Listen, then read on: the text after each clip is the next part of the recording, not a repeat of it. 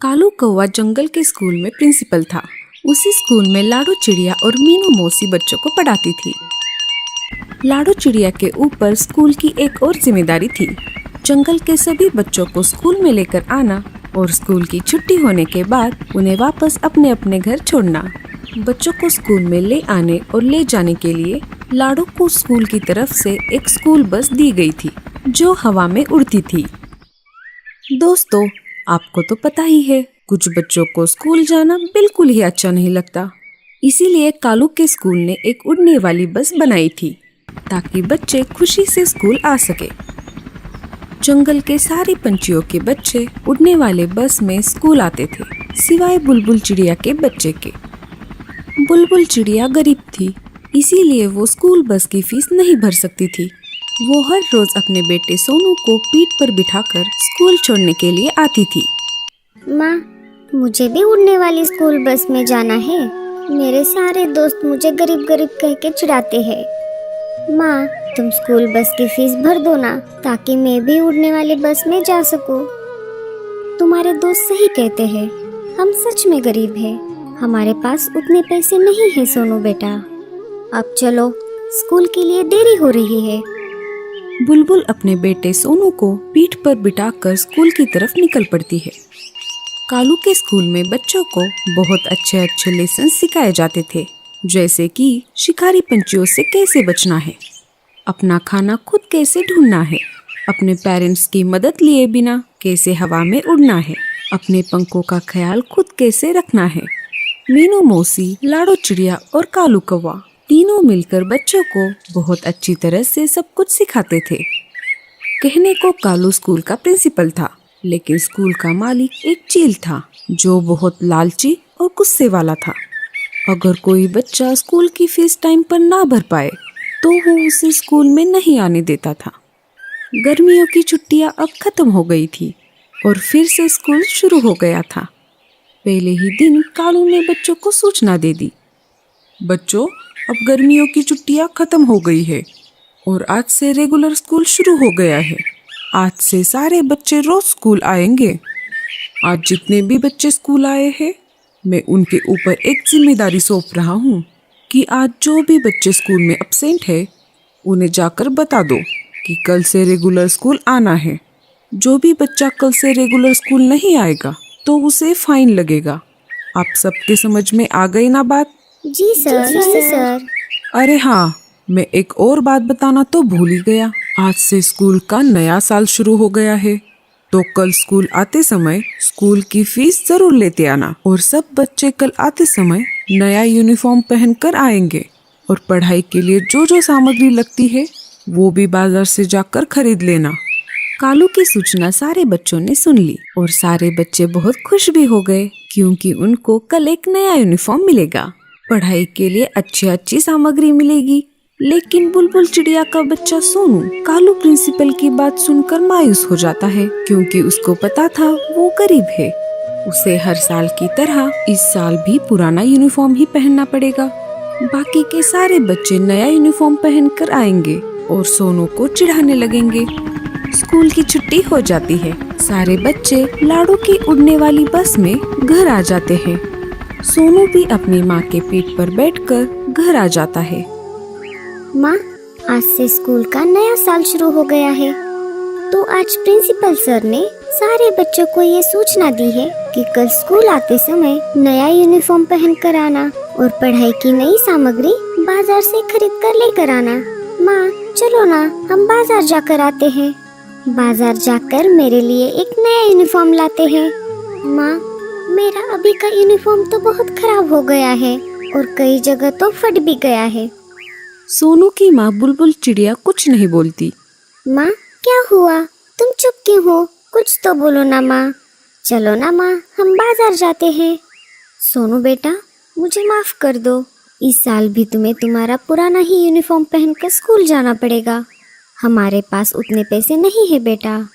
सोनू उम्र में छोटा था, लेकिन बहुत होशियार और समझदार था। उसे अपने घर की परिस्थिति अच्छे से मालूम थी, इसीलिए सोनू ने अपनी माँ के पास यूनिफॉर्म के लिए जिद नहीं की। ठीक है माँ, कोई बात नहीं। मैं मेरा पुराना ही यूनिफॉर्म पहन के स्कूल चला जाऊंगा। लेकिन प्रिंसिपल सर ने एक और सूचना दी है कि कल आते समय स्कूल की फीस लेते आना। तभी वहाँ पर गोरी कौवी अपने बेटे के साथ आ जाती है। अरे बुलबुल, क्या कर रही हो? चलो हम बाजार जाकर आते हैं और बच्चों के लिए नए यूनिफॉर्म लाते हैं। गोरी कौवी को बुलबुल चिड़िया की परिस्थिति के बारे में पता था, लेकिन फिर भी वो जानबूझकर बुलबुल को साथ चलने के लिए कह रही थी। गोरी बहन, तुम चली जाओ, मुझे घर में थोड़ा काम है, मैं बाद में चली जाऊंगी। ठीक है, फिर मैं चलती हूँ। गोरी कौवी चली गई और बुलबुल सोच में पड़ गई। अब मैं क्या करूँ? कहाँ से भरूंगी मैं फीस? पिछली बार तो सोनू के मामा ने उसकी फीस भर दी थी, लेकिन मैं हर बार तो उससे मदद नहीं मांग सकती। मैं एक काम करती हूँ, मैं कालू प्रिंसिपल के पास ही चली जाती हूँ और उनसे विनती करती हूँ। मैं स्कूल की पूरी फीस एक साथ नहीं भर सकती, मैं साल भर में थोड़ी थोड़ी करके फीस भर दूंगी। सोनू बेटा, मैं थोड़ा बाहर जाकर आती हूँ, तब तक तुम घर में ही रहना, अकेले कहीं पर बाहर मत जाना। मैं जल्दी ही घर वापस आ जाऊंगी। ठीक है माँ। बुलबुल चिड़िया सोनू के स्कूल में आ जाती है। कालू प्रिंसिपल अपने केबिन में ही था। बुलबुल प्रिंसिपल के केबिन में आ जाती है। अरे बुलबुल बहन, अंदर आ जाओ, बताओ कैसे आना हुआ।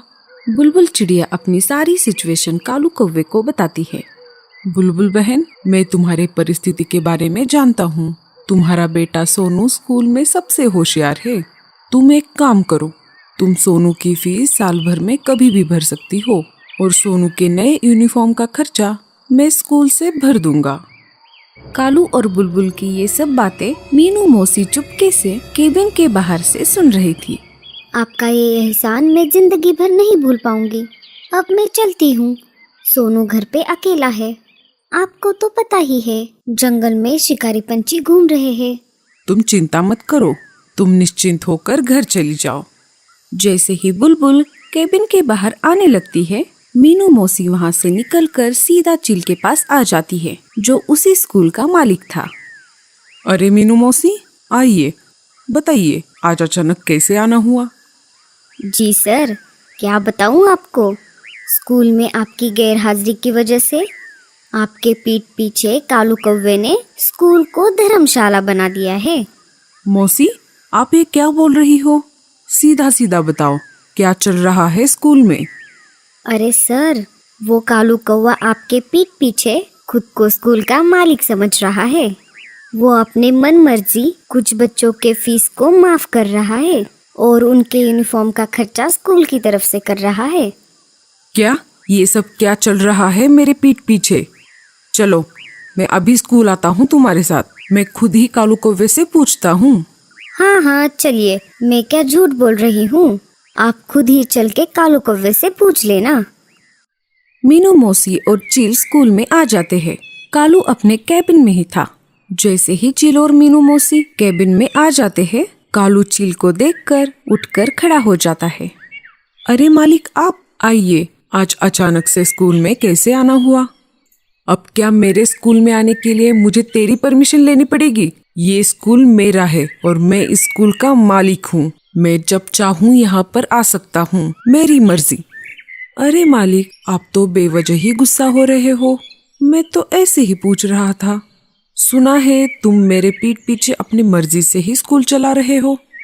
आप कहना क्या चाहते हो मालिक? मैं कुछ समझा नहीं। तुम्हें क्या लगता है मैं स्कूल में नहीं रहता हूँ तो मेरे गैर हाजिरी में तुम खुद को स्कूल का मालिक समझ रहे हो? मुझे घर बैठे बैठे हर रोज सारी खबर मिलती रहती है कि स्कूल में क्या चल रहा है। अरे मालिक, आप ऐसा क्यों कह रहे हो? मैंने ऐसा क्या किया? मेरे कान पर एक खबर आई है, तुम बच्चों के स्कूल की फीस माफ कर रहे हो और उनके यूनिफॉर्म का खर्चा स्कूल के फंड से लगा रहे हो। मालिक, आपको कुछ गलतफहमी हो गई है। एक बार के लिए चील को कालू की बात सच लगने लगी, लेकिन मीनू मौसी ने तो ठान लिया था कि कालू कौवे को उस कुर्सी से हटाना है और खुद प्रिंसिपल बनकर उस कुर्सी पर बैठना है। इसीलिए कालू की बात को बीच में ही रोकते हुए मीनू मौसी बोलने लगी। अरे अरे, कितना झूठ बोलोगे?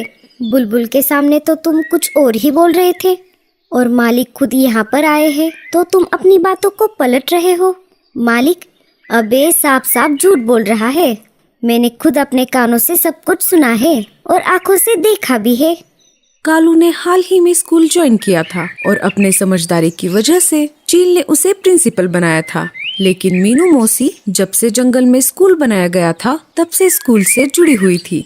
कालू की सारी बातें सच होते हुए भी चील ने मीनू मौसी के झूठे बातों को सच मान लिया और कालू कौवे को स्कूल से निकाल दिया। चील ने मीनू मौसी को स्कूल का नया प्रिंसिपल बना दिया। मीनू मौसी खुशी से पागल हो रही थी, लेकिन उसकी खुशी ज्यादा देर तक नहीं रहने वाली थी। वो कहते हैं ना दोस्तों, ऊपर वाले की लाठी जब चलती है तो उसकी आवाज नहीं होती। मीनू मौसी को उसके किए की सजा मिलने वाली थी। चील ने कालू कौवे को तो स्कूल से निकाल दिया, लेकिन उसने साथ ही साथ बुलबुल के बेटे सोनू को भी स्कूल में आने के लिए मना कर दिया। दोस्तों, आप सबको तो पता ही है, हर साल जब स्कूल शुरू होता है साथ ही साथ बरसात का मौसम भी शुरू हो जाता है। प्रिंसिपल होने के नाते मीनू मौसी पर स्कूल का बहुत वर्कलोड था। स्कूल की छुट्टी होने के बाद भी मीनू मौसी को स्कूल में ही रुकना पड़ता। जंगल में अभी 2 दिन से जोरदार बारिश शुरू थी, इसी वजह से स्कूल को छुट्टी दी गई थी। लेकिन मीनू मौसी को बारिश में भी स्कूल में आकर काम करना पड़ता था। स्कूल पहाड़ी इलाकों में था, इसीलिए जब भी बारिश आती तब सारा पानी स्कूल के मैदान में ही जमा हो जाता। लेकिन इस साल बारिश कुछ ज्यादा ही थी। ऐसे ही एक दिन मीनू मौसी देर समय तक स्कूल में काम कर रही थी और बाहर जोरदार बारिश शुरू थी। बारिश इतनी ज्यादा तेज थी कि सारा पानी मैदान में जमा होने लगा। धीरे धीरे जमा होते होते पानी क्लासरूम में घुसने लगा। मीनू मौसी को पता ही नहीं चला कि पानी कब स्कूल में फैल गया। अचानक से एक लकड़ी का टुकड़ा आया और मीनू मौसी के प्रिंसिपल केबिन के दरवाजे पर जाकर अटक गया। मीनू मौसी जोर जोर से चिल्लाने लगी, अरे कोई मुझे बचाओ, मैं डूब रही हूँ। गोरी कौवे अपने बच्चे के साथ घर की तरफ लौट रही थी। तभी मीनू मौसी ने उसको आवाज लगाई। गोरी कौवी मीनू मौसी को स्कूल के बाहर से देख रही थी। अरे देख क्या रही हो, मुझे बचाओ। हाँ हाँ, बड़ी आई मदद मांगने वाली। मैं क्या खुद इस पानी में डूब जाऊं? मेरे क्या बाल बच्चे नहीं है? हटो, मैं तो चली अपने अपने घर। ऐसा कहकर गोरी अपने बच्चे के साथ चली जाती है। तेज बारिश में स्कूल के बाहर से बुलबुल चिड़िया अपने बेटे सोनू के साथ अनाज लेकर घर की तरफ लौट रही थी। सोनू ने मीनू मौसी की आवाज सुन ली। अरे माँ, लगता है कोई मुसीबत में फंस गया है। चलो, हमें जाकर देखना पड़ेगा। जैसे ही दोनों आवाज की तरफ चले गए, उन्होंने देखा कि मीनू मौसी केबिन में फंस गई है। अरे बुलबुल चिड़िया, देख क्या रही हो, मुझे बचाओ। हाँ हाँ मीनू मौसी, मैं अभी तुम्हें बचाती हूँ। बुलबुल चिड़िया मीनू मौसी को बचाने की कोशिश करने लगी, परंतु लकड़ी निकालने में वो असफल रही। रुको मीनू मौसी, मैं किसी और को मदद के लिए बुला कर लाती हूँ। बुलबुल ने कालू कौवे और सुंदर उल्लू को बुला कर लाया। तीनों ने मिलकर वहाँ से लकड़ी हटा दी। मीनू मौसी केबिन से बाहर आ गई और उनकी जान बच गई। तुम्हारा बहुत बहुत शुक्रिया बुलबुल चिड़िया, तुमने खुद की जान दांव पर लगाकर मुझे बचाया है। अगर तुम ना होती तो मैं इस पानी में डूब ही जाती। मुझे माफ कर दो कालो, मैंने अपने स्वार्थ के लिए झूठ बोलकर तुम्हें इस कुर्सी से हटाया और चील को तुम्हारे बारे में झूठ बताया। कोई बात नहीं मीनू मौसी, तुम्हें तुम्हारे किए पर पछतावा हो रहा है, यही काफी है। चील ने ऊपर से सारी बातें सुन ली और मीनू मौसी को माफ कर दिया। चील ने एक फैसला ले लिया कि सारे बच्चों की फीस माफ कर दी जाएगी और उन्हें फ्री में पढ़ाया जाएगा।